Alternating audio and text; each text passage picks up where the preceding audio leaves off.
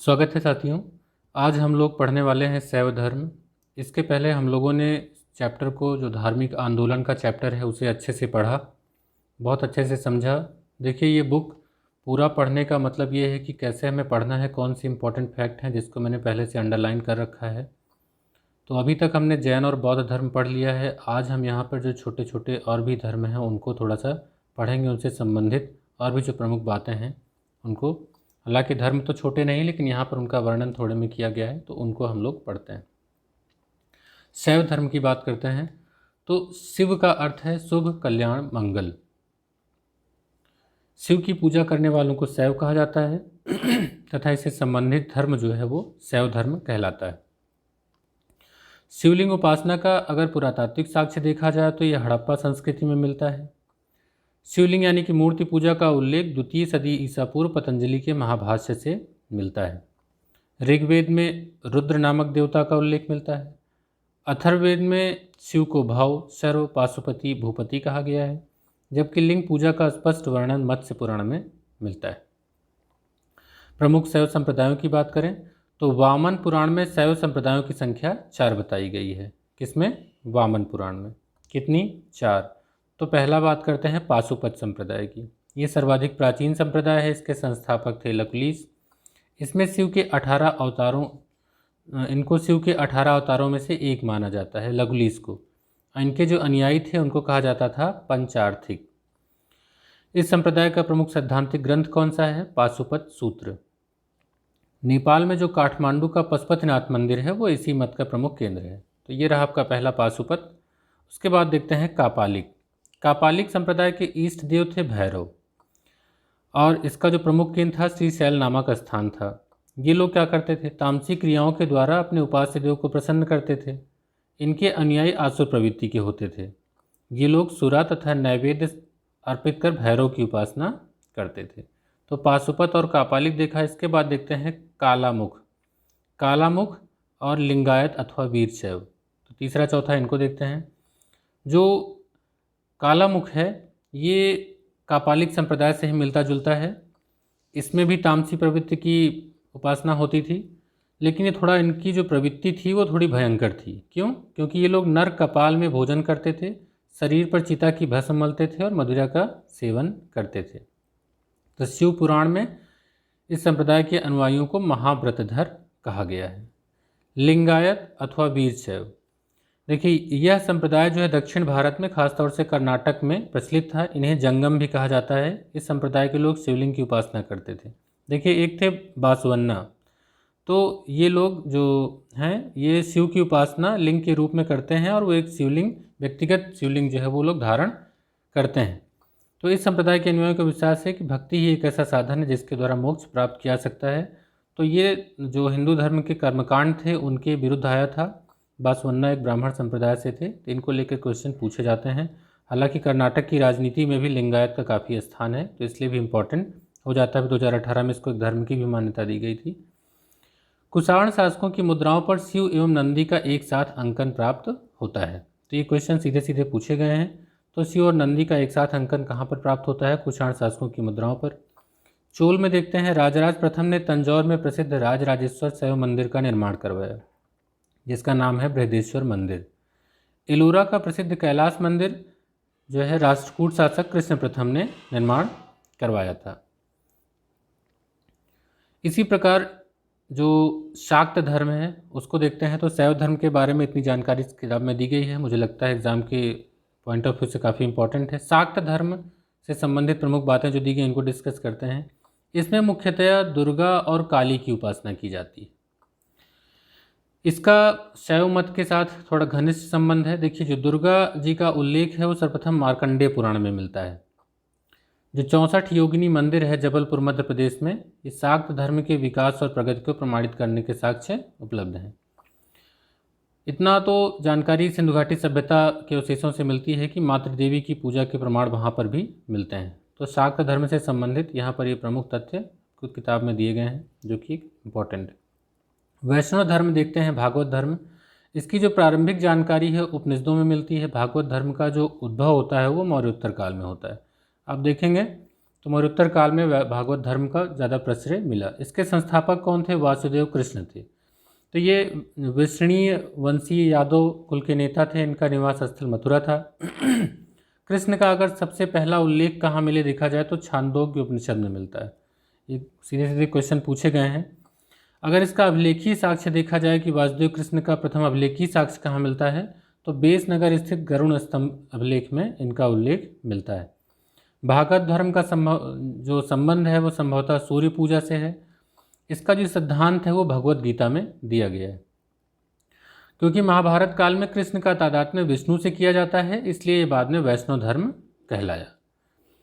अब कैसे जो विदेशी शासक हैं उन्होंने कैसे इसका वर्णन किया है, तो मेगास्थनीज ने कृष्ण को हेराक्लीज नाम से लिखित किया है। तो ये क्वेश्चन पूछा सकता है कि मेगास्थनीज ने कृष्ण को किस नाम से उल्लिखित किया है, तो हेराक्लीज।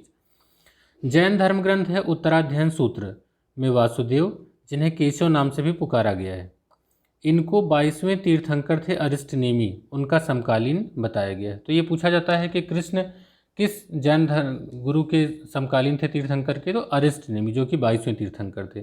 किससे पता चलता है ये, तो ये जैन धर्म ग्रंथ उत्तराध्ययन सूत्र से पता चलता है।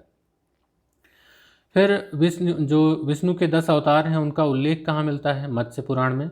ये 10 अवतार हैं मत्स्य, कूर्म, वराह, नृसिंह, वामन, परशुराम, राम, बलराम, बुद्ध, कल्कि। तो ये कलयुग में कल्कि अवतार है। विष्णु के अवतार में वराह अवतार सर्वाधिक लोकप्रिय है। इसका प्रथम उल्लेख जो है वो ऋग्वेद में है। देखिए, दक्षिण भारत में वैष्णव धर्म का विस्तार जो है वो अलवार संतों ने किया है। अलवार संतों की संख्या थी 12। इसमें एक प्रमुख नाम आता है, जो एक महिला संत थी, उनका नाम था आंडाल। तो ये बहुत इंपॉर्टेंट है, पूछा गया है कि दक्षिण भारत की मीरा किसे कहा जाता है। तो इसी वैष्णव धर्म का जो विस्तार अलवार संतों के माध्यम से हुआ, तो महिला अलवार संत थी आंडाल, जिन्हें कहा जाता है दक्षिण की मीरा। तो ये इंपॉर्टेंट फैक्ट हो जाता है, इसको आप याद रखेंगे। प्रमुख संप्रदाय हैं, उनके मत, आचार्य और उनका समय दिया गया है। तो 12वीं 13वीं शताब्दी के यहाँ पर हैं। तो देखते हैं वैष्णव संप्रदाय का मत क्या था, तो विशिष्टाद्वैत था। इसका एक स्क्रीनशॉट लेके रखिएगा। वैष्णव संप्रदाय विशिष्टाद्वैत से संबंधित है। ब्रह्म संप्रदाय द्वैतवाद से संबंधित है। सनक संप्रदाय द्वैताद्वैतवाद है, जबकि रुद्र संप्रदाय शुद्धाद्वैत है। इसका क्रम याद कर लें, वैष्णव, ब्रह्म, सनक, रुद्र, विशिष्टाद्वैत, द्वैतवाद, द्वैताद्वैतवाद, शुद्धाद्वैतवाद। अब इनके कौन थे आचार्य, तो वैष्णव संप्रदाय जिनका विशिष्टाद्वैत मत था, इसके आचार्य थे रामानुजाचार्य। तो रामानुजाचार्य ने विशिष्टाद्वैत मत का प्रचलन किया, और ये किससे संबंधित है? वैष्णव संप्रदाय से। मध्वाचार्य जो थे वे द्वैतवाद का प्रतिपादन करते हैं, इनका संबंध ब्रह्म संप्रदाय से था। निम्बार्काचार्य द्वैताद्वैतवाद मत का प्रतिपादन करते हैं, इनका संबंध था सनक संप्रदाय से।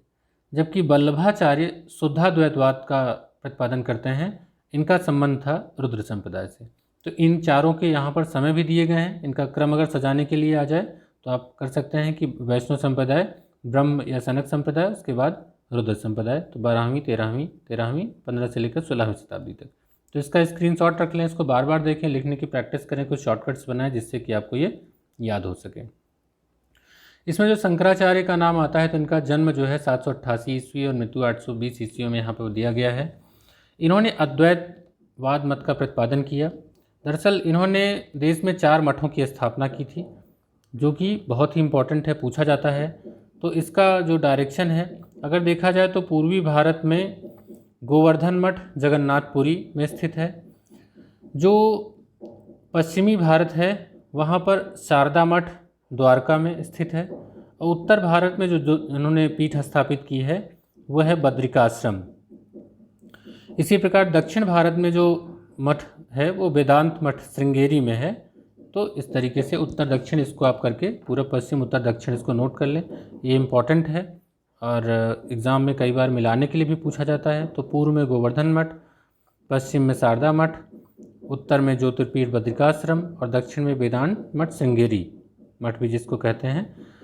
शंकराचार्य को कुछ विद्वान प्रच्छन्न बौद्ध कहते हैं। और शंकराचार्य ने किस मत का प्रचलन किया था, प्रतिपादन, तो वो था अद्वैतवाद। तो ये हो गए आपके जो शंकराचार्य से संबंधित प्रमुख तथ्य हैं उनको हमने यहाँ पर देखा। आइए देखते हैं इस्लाम धर्म से संबंधित प्रमुख तथ्यों को। यहाँ पर काफ़ी इंपॉर्टेंट पॉइंट्स में डिस्कस किया गया है। जैसे इस्लाम एक ईश्वरवादी धर्म है।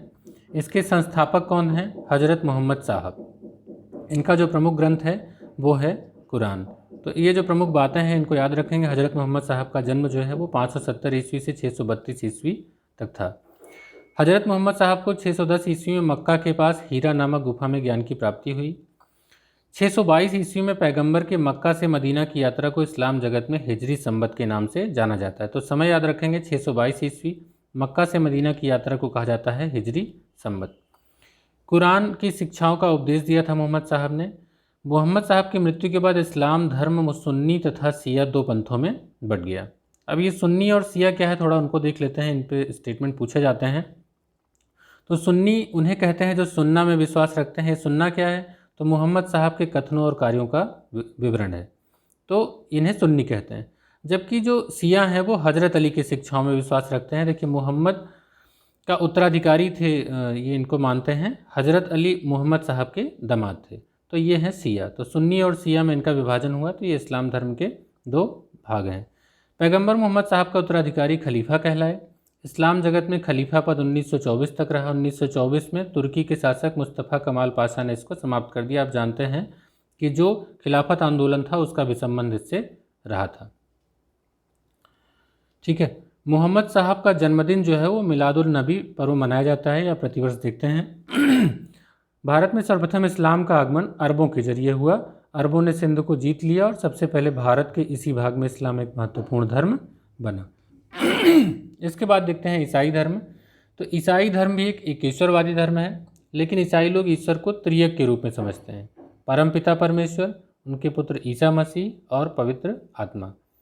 ईसाई धर्म से संबंधित और जो प्रमुख बातें हैं, तो इनके जो ईसा के जन्मदिन है, ईसा मसीह का जन्मदिन, सो क्रिसमस के रूप में मनाया जाता है। ऐसी मान्यता है कि ईसा मसीह ईश्वर के पुत्र थे, इसलिए उनका जन्म कुंवारी मरियम के गर्भ से हुआ था। ईसा ने अपने जीवन के प्रथम 30 वर्ष एक बढ़ई के रूप में बैथलहम नामक नाजरत में बिताए। ईसा धर्म में बहुत से समुदाय हैं, जिसमें रोमन कैथोलिक, प्रोटेस्टेंट, ऑर्थोडॉक्स, मोरोनी, एवनजीलक। रोमन कैथोलिक संप्रदाय के लोग मानते हैं कि वेटिकन स्थित पोप ईसा मसीह के आध्यात्मिक उत्तराधिकारी हैं। प्रोटेस्टेंट संप्रदाय से जुड़े लोग पोप की सर्वोच्च शक्ति को नहीं मानते, उनका दृष्टिकोण काफ़ी उदार है। इनको लेकर भी स्टेटमेंट पूछे जा सकते हैं। हाँ, यहाँ पर एक हिस्ट्री का पॉइंट है कि भारत में ईसाई धर्म का प्रचार संत थॉमस ने प्रथम शताब्दी चेन्नई में आकर किया था। इसका जो चिन्ह है पवित्र, वो क्या है? क्रॉस। ईसाई धर्म का धर्म ग्रंथ है न्यू टेस्टामेंट, जो बाइबिल का अंतिम खंड है। तो बाइबिल का अंतिम खंड क्या नाम है? New testament. ईसाई धर्म का धर्म ग्रंथ यह ईसा मसीह की वाणी है, जिसमें उन्होंने ईश्वर से प्राप्त ज्ञान को व्यक्त किया है। न्यू टेस्टामेंट ओल्ड टेस्टामेंट के विरुद्ध नहीं है। ईसा मसीह ने इसको स्पष्ट किया है कि वे ओल्ड टेस्टामेंट का बहिष्कार नहीं बल्कि परिष्कार कर रहे हैं। तो अगर स्टेटमेंट में आए तो आप इसको याद रखेंगे। ईसा मसीह को सूली पर रोमन गवर्नर पोंटियस पिलेट ने चढ़ाया था। तो ये इंपॉर्टेंट फैक्ट हो गया। आइए पारसी धर्म के बारे में देख लेते हैं। इसके बाद लगाएंगे क्वेश्चन का सेट, जो कि हमारा जो धार्मिक आंदोलन है उस चैप्टर को कंप्लीट करेगा। तो पारसी धर्म के पैगंबर थे जरथुस्त्र, ये ईरानी थे। पारसियों का धार्मिक ग्रंथ जो है जिंदावेस्ता है, इनकी शिक्षाओं का इसमें संकलन है। पारसियों का जो प्रमुख त्यौहार है वो है नवरोज। ये जो पारसी धर्म है एकाधिदेववादी देववादी धर्म है। इसका मतलब क्या हुआ कि इसके ईश्वर जो हैं अहुर मजदा में आस्था रखते हुए भी अन्य देवताओं की सत्ता को नहीं नकारते हैं। मतलब इन्होंने किसी को डिनाई नहीं किया है। हाँ, इनका जो एक ईश्वर है अहुर मजदा, उसमें आस्था रखते हैं। यद्यपि अहुर मजदा उनके सर्वोच्च देवता हैं, परंतु दैनिक जीवन के अनुष्ठानों कर्मकांडों में अग्नि उनके प्रमुख देवता के रूप में दृष्टिगत होते हैं। तो अहुर मजदा कहा जाए या अग्नि कहा जाए, इनकी जो है सर्वोच्च देवता हुए। इस धर्म में मनुष्य के शव की अंत्येष्टि एक विशेष प्रकार से की जाती है। किया क्या जाता है कि शव को खुले आसमान में काफ़ी ऊंचाई पर, जिसे कहा जाता है दाखमा, में रख दिया जाता है ताकि चील गिद्ध उसे खा जाए। मान्यता है कि ऐसा करने से पृथ्वी, जल व अग्नि की शुद्धता बची रहती है। आइए यहाँ पर इसमें दिया गया है जो क्वेश्चन का एक सेट है, उसको देखते हैं। इसको हल करने की कोशिश करेंगे। भारत के धार्मिक इतिहास के संदर्भ में निम्नलिखित कथनों पर विचार कीजिए। सौत्रांतिक और समितीय जैन मत के संप्रदाय थे। अगर आपने मेरे तीनों लेक्चर अच्छे से पढ़े हैं तो आप इसका आंसर फटाफट कर लेंगे। तो यहाँ पर सिद्धांत का नाम क्या दिया है? सौत्रांतिक और समितीय। दूसरा है सर्वास्तवादियों की मान्यता थी कि दृग्विषय फिनोमिना के अवयव पूर्णतः क्षणिक नहीं है अपितु अव्यक्त रूप में सदैव विद्यमान रहते हैं। तो देखिए मैंने आपको बताया था कि सौत्रांतिक समिति जो थे वो जैन मत के संप्रदाय नहीं है बल्कि ये बौद्ध मत के संप्रदाय हैं, तो ये आपका स्टेटमेंट गलत हो जाएगा। जबकि सर्वास्तवादियों की मान्यता थी कि इनके जो फिनोमिना के अवयव पूर्णतः क्षणिक नहीं है अपितु अव्यक्त रूप में सदैव विद्यमान रहते हैं। ये मैंने आपको जो पढ़ाया था तो इसमें आपको बताया था बौद्ध धर्म में हीनयान में। तो ये आपका जो इसमें स्टेटमेंट होगा वो कौन सा सही है, केवल 2। तो आपका जहाँ पर उत्तर हो जाएगा वो 1 का बी हो जाएगा। आइए देखते हैं दूसरा क्वेश्चन। भारत के धार्मिक इतिहास के संदर्भ में निम्नलिखित कथनों पर विचार कीजिए। देखिए बोधिसत्व को लेकर के क्वेश्चन दिया गया है। तो बोधिसत्व बौद्ध मत के हीनयान संप्रदाय की केंद्रीय संकल्पना है। मैं पढ़ता जाता हूँ फिर आंसर देता हूँ, आप बताइएगा। बोधिसत्व अपने प्रबोध के मार्ग पर बढ़ता हुआ करुणामय है। तीसरा, बोधिसत्व समस्त सचेतन प्राणियों को उनके प्रबोध के मार्ग पर चलने में सहायता करने के लिए स्वयं की निर्माण प्राप्ति विलंबित करता है। तो देखिए बोधिसत्व जो है वो महायान की एक धारणा है। ये मैंने आपको पढ़ाते समय बताया था कि बोधिसत्व करुणा में माने गए हैं और ये महायान का है। यहाँ पर क्या दिया हुआ है, हीनयान संप्रदाय है, तो ये स्टेटमेंट गलत हो जाएगा। तो महायान का आदर्श कौन होता है, बोधिसत्व, क्योंकि बोधिसत्व करुणा में माने गए हैं, तो ये वाला भी आपका स्टेटमेंट सही हो जाएगा। और इनका काम क्या है, तो ये क्या करते हैं, समस्त प्राणियों को प्रबोध के मार्ग पर चलने में सहायता करने के लिए स्वयं की निर्माण प्राप्ति विलंबित करते हैं। ठीक है, तो ये वाला जो स्टेटमेंट है सही हो जाएगा। तो इसमें पूछा गया है कौन सा कथन सत्य है, तो इसमें दूसरा और तीसरा सही हो जाएगा, तो इसका आंसर हो जाएगा 2 का बी। इस प्रकार इसका उत्तर आप सही टिक कर सकते हैं। आइए तीसरा क्वेश्चन देखते हैं। निम्नलिखित राज्यों में से किनका संबंध बुद्ध के जीवन से था।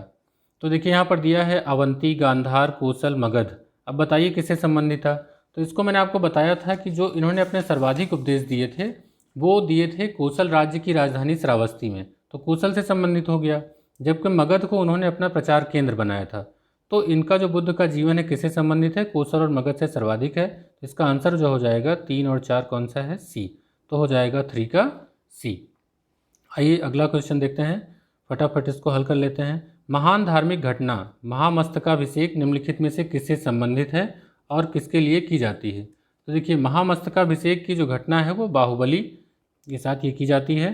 जो बाहुबली की मूर्ति है, आप जानते हैं कि गंगवंश के राजा राजमल चतुर्थ का एक मंत्री सेनापति चामुंड राय थे। इन्होंने 974 ईस्वी में बाहुबली जिनकी मूर्ति गोमतेश्वर का निर्माण कराया था। कहाँ पर, श्रवणबेल गोला में, ठीक है, जो कि कर्नाटक में स्थित है। यहाँ प्रत्येक 12 वर्ष में महामस्तकाभिषेक का किया जाता है। ठीक है, तो ये आपका जो 4 का आंसर हो गया वो हो गया बाहुबली, 4 का ए। ओके, अगला देखते हैं। निम्नलिखित में से कौन सा से कथन जैन सिद्धांत के अनुरूप है। ठीक, अब स्टेटमेंट में पढ़ता हूँ, आप आंसर दीजिएगा। कर्म को विनष्ट करने का सुनिश्चित मार्ग तपश्चर्या है। दूसरा, प्रत्येक वस्तु में चाहे वह सूक्ष्मतम कण हो आत्मा होती है। तीसरा, कर्म आत्मा का विनाशक है और अवश्य इसका अंत करना चाहिए। तो देखिए जैन सिद्धांत पूछा गया है। आप जानते हैं कि उन्होंने तपस्या को ही प्रमुख मार्ग माना है। फिर उन्होंने आत्मा में भी विश्वास किया है, प्रत्येक सूक्ष्मतम कण आत्मा होती है, और वो कर्मवाद में भी विश्वास रखते हैं। तो कर्म आत्मा का विनाशक है, इसका अवश्य अंत करना चाहिए। तो इस प्रकार ये तीनों स्टेटमेंट आपके सही हो जाएगा, 5 का हो जाएगा डी। अगला क्वेश्चन देखते हैं। बुद्ध ने अपना प्रथम उपदेश कहाँ दिया था। तो बुद्ध ने प्रथम उपदेश कहाँ दिया था, बताइए फटाफट। तो सारनाथ में, जब वो बोध गया से सारनाथ गए तो उन्होंने 5 ब्राह्मण भिक्षुओं को वहाँ पर उपदेश दिया था, जिसे कहा गया था धर्मचक्र प्रवर्तन। तो कहाँ पर, सारनाथ में। तो आपका 6 का हो जाएगा सी। आइए 7वां क्वेश्चन देखते हैं। निम्नलिखित को सूची 2 से सुमेलित कीजिए। सूचियों को नीचे दिए गए कूट से सही उत्तर चुनिए। आचार्य और सिद्धांत हैं, तो देखिए इनको मिलाने के लिए आया है। तो लकुलीस, नागार्जुन, भद्रबाहु, गोसाल, किससे मिलाना है, आजीवक, शून्यवाद, पाशुपत, जैन। चलिए एक एक करके मिलाते हैं। तो आपने पढ़ा कि लकुलीस जो है वो पाशुपत धर्म के हैं, इनको 18वां अवतार माना जाता है शिव का। नागार्जुन जो है वो शून्यवाद के प्रतिपादक हैं। भद्रबाहु को आपने देखा था कि ये दिगंबर संप्रदाय की स्थापना करते हैं, ये जैन से संबंधित हैं। और मखलिपुत्र गोसाल जो है वो आजीवक संप्रदाय की स्थापना करते हैं। तो इस प्रकार इसका जो नंबर हो जाएगा वो हो जाएगा 3, 2 और उसके बाद आता है 4 और 1। तो 3, 2, 4, 1 किस में आता है, बी। तो ये आपका आंसर हो जाएगा 7 का बी। आइए अगला क्वेश्चन देखते हैं। बहुत अच्छे क्वेश्चंस यहाँ पर दिए गए हैं जिनको आप पढ़ सकते हैं। प्राचीन भारत के विश्वोत्पत्ति विषयक धारणाओं के अनुसार 4 युगों के चक्र का क्रम इस प्रकार है। अब इसमें देखिए जो क्रम बताया गया है तो ये सतयुग, त्रेता, द्वापर, कलयुग जैसे आप पढ़ते हैं तो वही यहाँ पर क्रम बताया गया है। तो आप जानते हैं कि इसमें पकड़ेंगे कैसे, जैसे त्रेता में राम का जन्म हुआ था, द्वापर में कृष्ण का जन्म हुआ था, तो पहले राम आए थे फिर कृष्ण आए थे, तो इस प्रकार यहाँ पर आप देखेंगे तो कृत, त्रेता, द्वापर, कली आपका जो है हो जाएगा 8 का सी आंसर जो है वो सही हो जाएगा। अगला देखते हैं 9th क्वेश्चन। निम्नलिखित में से किस शैलकृत गुफा में 11 सिरों के बोधिसत्व का अंकन मिलता है? तो मैंने जब आपको पढ़ाया था तो मैंने आपको बताया था कन्हेरी शैलकृत गुफा है जहाँ पर 11 सिरों के बोधिसत्व का अंकन मिलता है, तो आपका आंसर क्या हो जाएगा? कन्हेरी, 9 का सी। आइए 10वां क्वेश्चन देखते हैं। निम्नलिखित कथनों पर विचार कीजिए। पश्चिमी गोदावरी जिले के गुंटुफल्ली में प्रारंभिक चैत्यगृह विहार चट्टानों को काट कर बनाए गए हैं। पूर्वी दक्कन के चैत्य और विहार साधारणतः चट्टान को काट कर बनाए गए हैं। कौन सा सही है? तो इसमें दोनों स्टेटमेंट सही हो जाएगा और ये इसका आंसर हो जाएगा 10 का सी। नेक्स्ट क्वेश्चन देखते हैं। निम्नलिखित को मिलान करना है यहाँ पर तीर्थंकर और उनकी प्रतिमा के लक्षण हैं। तो मैंने आपको एक सूची पढ़ी थी जिसमें आपको बताया था कि इनके चिन्ह कौन कौन से हैं। तो यहाँ पर दिए हैं आदिनाथ आदिनाथ जो है वो ऋषभ देव का नाम है। तो आप जानते हैं कि जो पहले ऋषभ देव थे इनका मैंने आपको बताया था कि है वृषभ, तो इनका तो आपको याद होगा। इसके बाद फिर मैंने आपको बताया था पार्श्वनाथ। देखिए पार्श्वनाथ जो है वो महावीर के पहले आते हैं 23वें। तो पार्श्वनाथ का बताया था सर्पफण यानी कि सर्प है।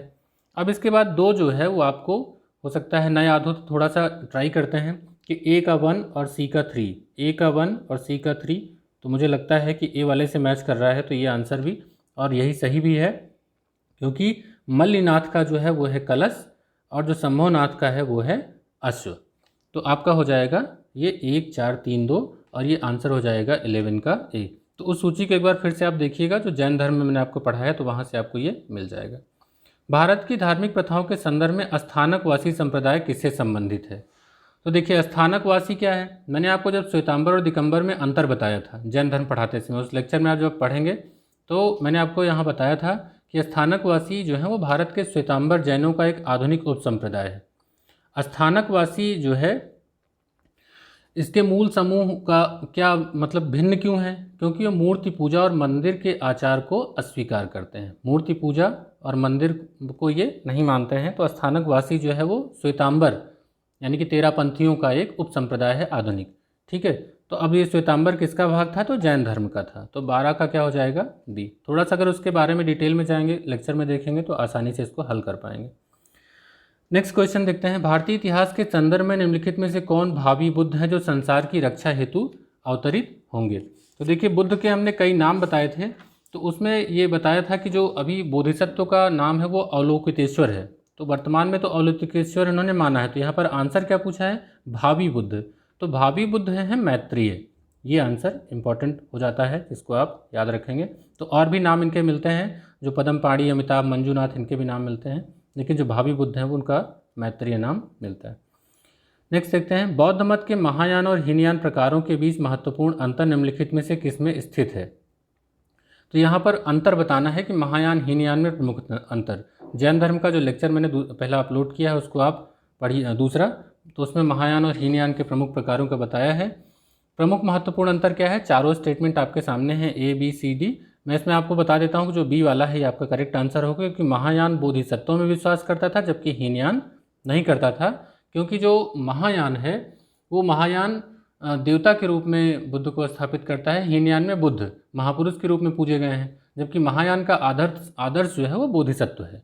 ठीक है, तो ये वाला आंसर जो है आपका सही हो जाएगा और आपका जो 14 का आंसर हो जाएगा बी। आइए 15 देखते हैं। बौद्ध संघ मठवासियों का एक संगठन था। तो कौन था जो धम्म के शिक्षक बने, जिसने शिक्षा के प्रसार में मदद की, राज्य की एकात्मकता में मदद करने हेतु विपत्ति के समय? तो ये आपका पहला आंसर इसमें सही हो जाएगा 15 का ए, जो धम्म के शिक्षक बने। यहाँ पर 2 स्टेटमेंट दिए गए हैं, स्टेटमेंट को लेकर क्वेश्चन पूछे गए हैं।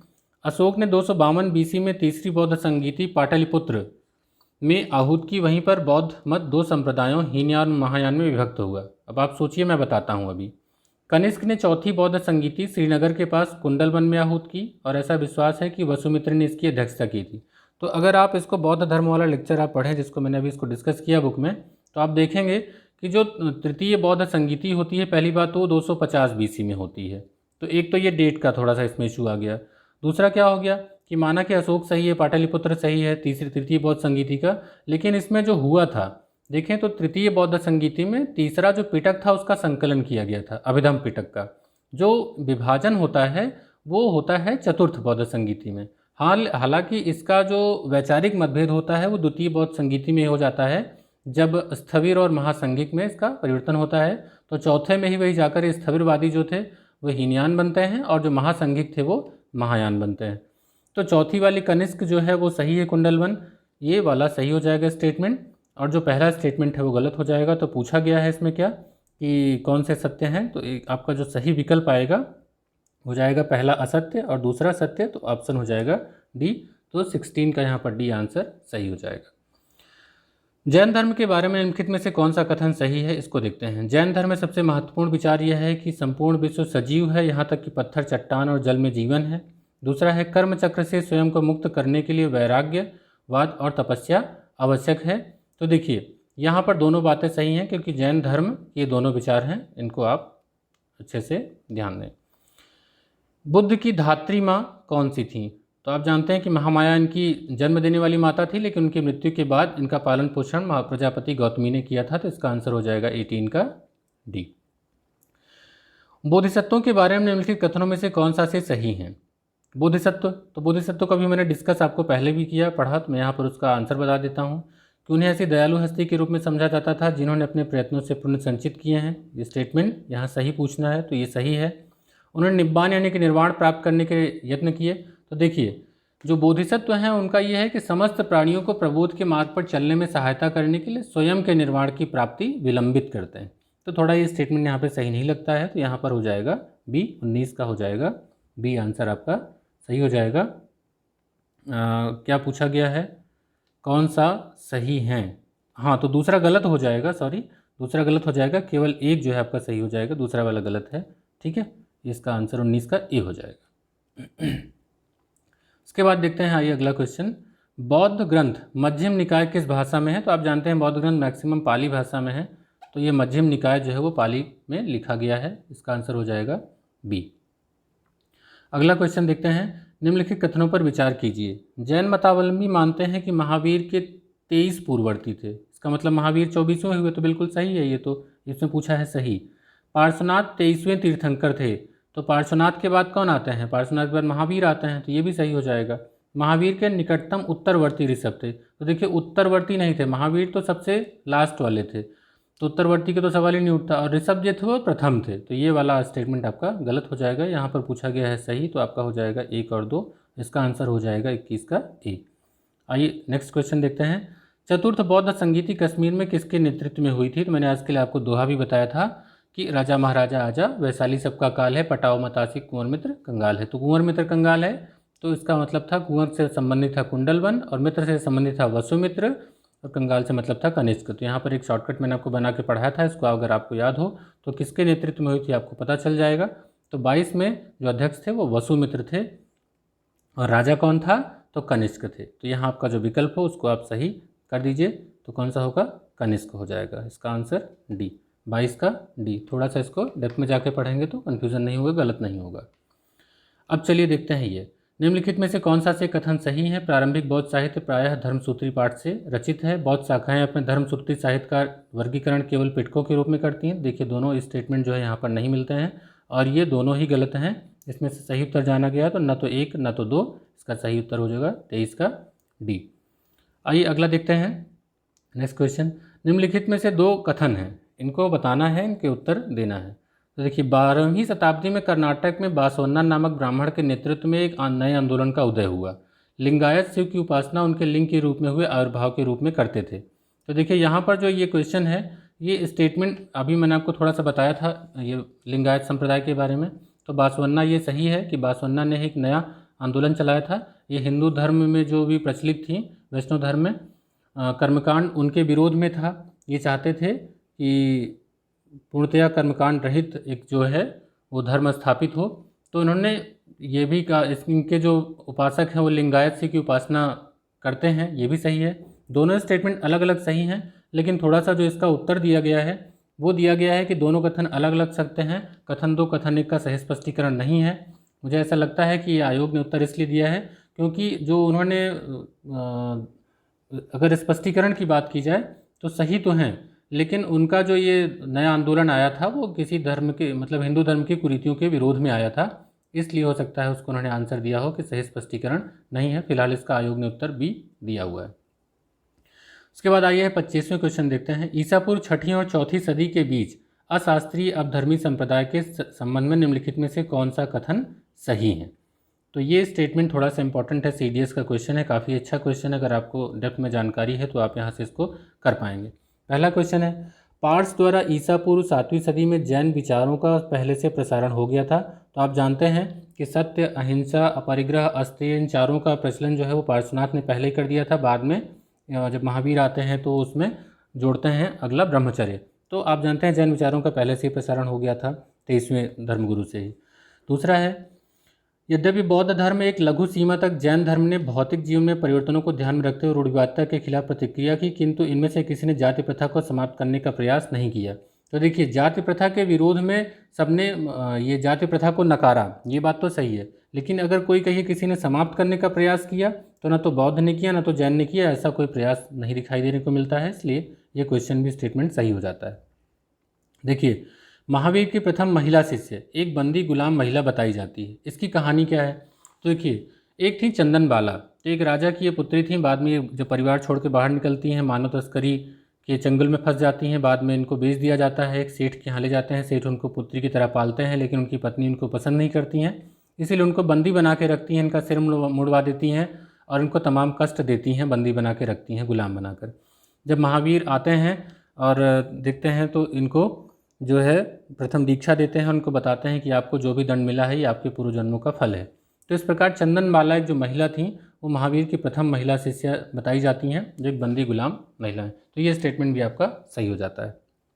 बुद्ध ने यह समझा कि एक मठवासिनी भी एक मठवासी की तरह आध्यात्मिक मुक्ति पा सकती है। उन्होंने भिक्षुक वर्ग में उन्हें बराबरी का दर्जा दिया था। तो आप जानते हैं प्रजापति गौतमी को उन्होंने संघ में स्थान दिया था, तो आनंद के कहने पर उन्होंने महिलाओं को भी अपने संघ में स्थान दिया था। तो ये स्टेटमेंट भी आपका सही हो जाता है। तो काफ़ी बड़ा क्वेश्चन हो जाता है और काफ़ी डेप्थ में अगर आपको नॉलेज है धार्मिक आंदोलनों की, तभी आप इसका सही उत्तर कर पाएंगे। तो यहाँ पर देखिए, जो आपके कूट हैं वो पूछा गया है कि सही उत्तर चुनिए, कौन सा इनमें से सही है, यहाँ पर पूछा गया है। तो आपके चारों यहाँ पर स्टेटमेंट सही हैं और इसको अगर आप पढ़ते हैं तो आपको एक पूरे जो चैप्टर है उसका एक अच्छा नॉलेज भी हो जाता है। अब यहाँ पर थोड़ा जीके टाइप के क्वेश्चन है। खोजास एक इस्माइली पंथ की शाखा है, इसके द्वारा विकसित साहित्यिक विधा का नाम क्या है? तो 26 का आंसर है ए, जिनान। आइए अगला क्वेश्चन देखते हैं। 10वीं शताब्दी के नालयर दिव्य प्रबंधम के रचयिता कौन थे? तो ये हैं अलवार। गंध तिंदु जातक कथा किस भाषा में लिखी गई है? तो जातक कथाएं बौद्ध ग्रंथ पाली से संबंधित हैं, 28 का हो जाएगा डी आंसर। 29वां देखते हैं। राजा अवंतीपुत्र और बुद्ध के शिष्य कच्छना के बीच में वर्ण के विषय में संवाद निम्नलिखित में से किस बौद्ध ग्रंथ में मिलते हैं? तो इसका हो जाएगा आंसर मध्यम निकाय। तो उम्मीद करता हूं कि आपको ये लेक्चर पसंद आया होगा, आपके लिए तैयारी के पॉइंट ऑफ व्यू से काफ़ी इंपॉर्टेंट रहा होगा। हमने पूरा चैप्टर बहुत अच्छे से पढ़ा, 3 भाग में इसको करके पढ़ा। अगर आपने अभी तक पूरा नहीं देखा है तो तीनों देखिए, बहुत कम समय में आप उसको महज 1-1.5 घंटे में आप पूरा चैप्टर पढ़ पाएंगे, कौन से इंपॉर्टेंट फैक्ट है उसको समझ पाएंगे। मैंने अपनी तरफ से भी प्रयास किया है कि आपको कुछ एक्स्ट्रा इन्फॉर्मेशन दे पाऊँ। उम्मीद करता हूँ कि आपको हमारे लेक्चर्स पसंद आ रहे होंगे। पसंद आता है तो लाइक करें, वीडियो को शेयर करें। अगला जो चैप्टर मैं लेके आऊँगा वो मौर्य साम्राज्य को लेकर के आऊँगा। इसी प्रकार हम लोग करते करते पूरी बुक को कवर करेंगे, जो कि आप कम समय में तैयार कर पाएंगे। मिलते हैं अगले वीडियो में, तब तक के लिए गुड बाय।